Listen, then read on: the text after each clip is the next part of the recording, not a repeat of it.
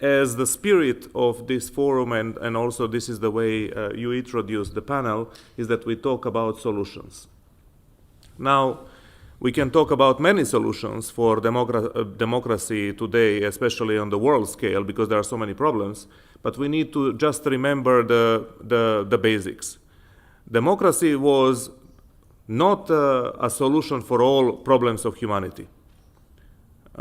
Democracy was an answer to the question, how do we keep our leaders, our governments, our rulers, whoever is in the government in the stage before democracy, how do we keep them accountable? It was not the answer for economic prosperity, it was not necessarily the answer for unity, etc., etc. So we just need to hone, in my view, on how do we keep our governments and our people in power accountable. When the war in Ukraine started, many people framed the war as a war where Europeans and the West should stand for defense of a democracy versus autocracy. And I think this is probably one of the right framings. But that speaks about the policy of Europeans, especially foreign policy, where we, for many years, used democracy in foreign policy purposes, while at the same time we had deep domestic issues with democracy that we were kind of hiding under the carpet. When you said at the beginning, very wisely, that undermining democracy is par excellence a state security issues. How come it was not an issue when for 30 years we have the largest minority in Europe, the Roma, facing coercion before the elections, vote buying?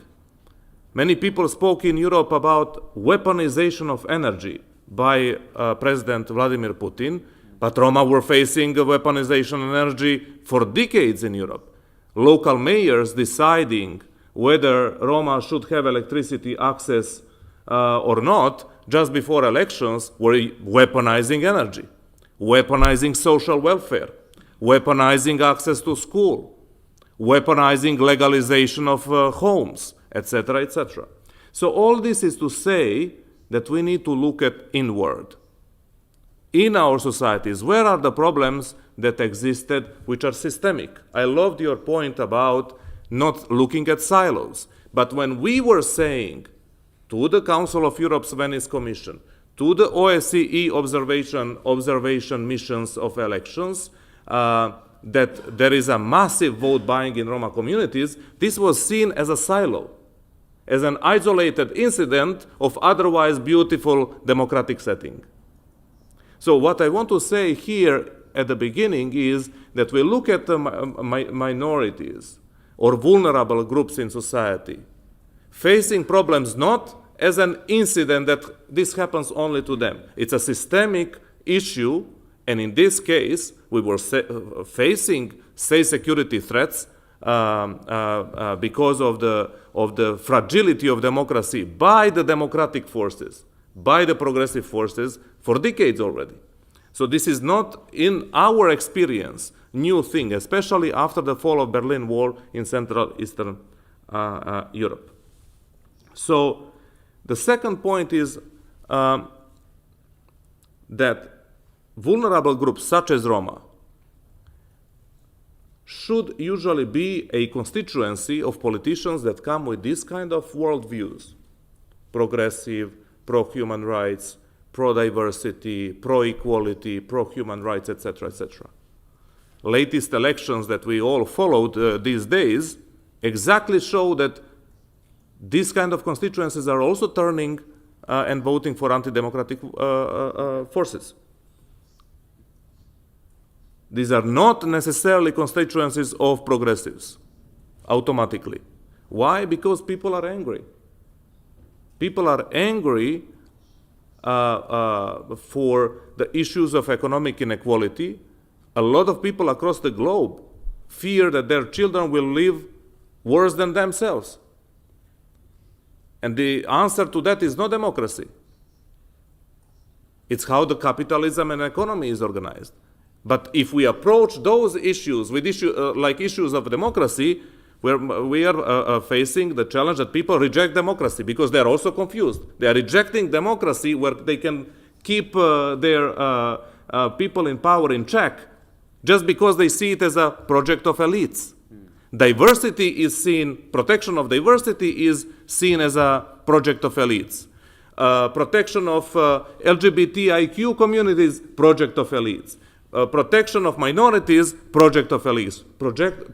Protection of Roma, project of elites.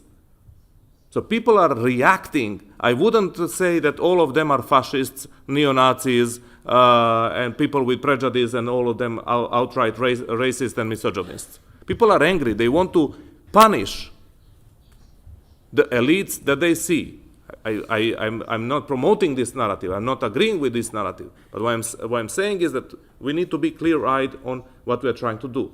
And on the solutions, what we are trying to do is, for example, with vote coercion, we're trying to invest in observation of elections by the citizens, in our case, by the Roma, as a case for deterring eventual vote buying during the election days. We had successes, we had failures, we can talk about that.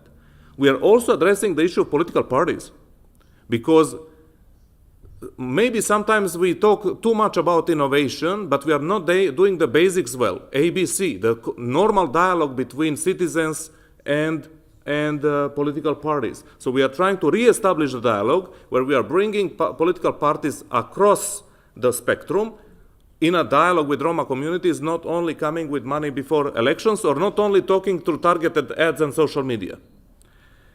What we are also trying to address is this anger that it is seen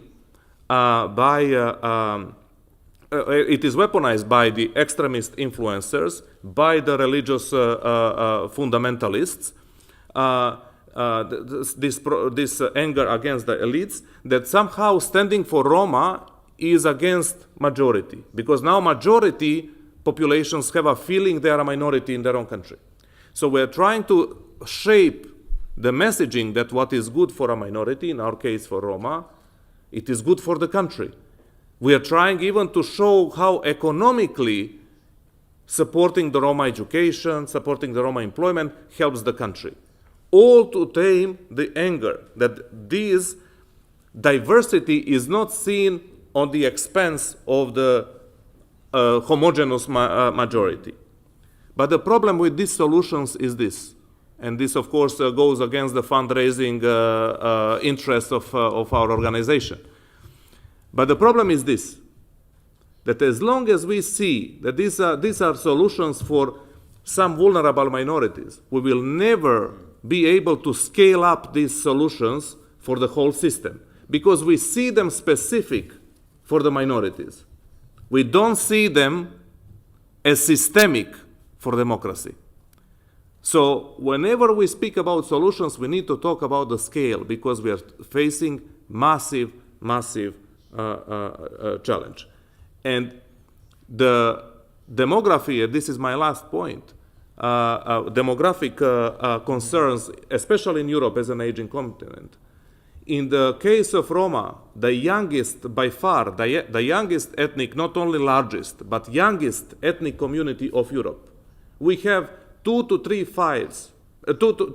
times more young people and children below 15 years old than the societies in which we live. 2 to 3 times. What does this mean?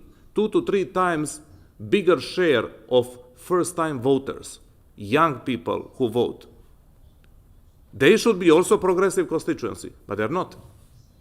Not automatically. And this is also because of this anger and narratives. Thank you very much for organizing these three groups, because we see them.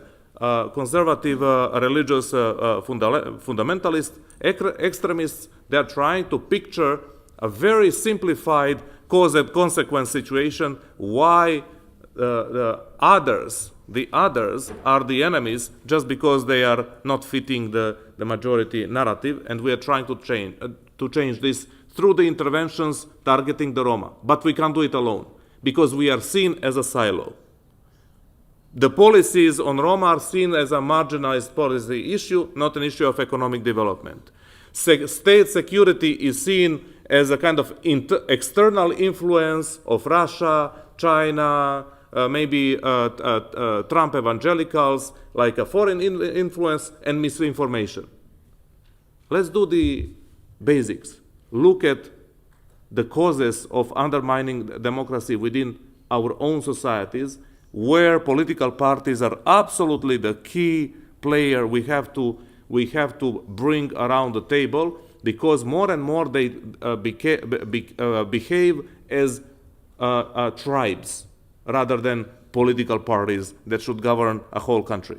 So with this, I would stop here. And of course, if you have any questions about the work or any perspective, I'm here. But I just didn't want to come up with a presentation about how great we're doing, because what we're doing is a very small segment while we are facing a systemic threat to the whole of the societies. Thank you.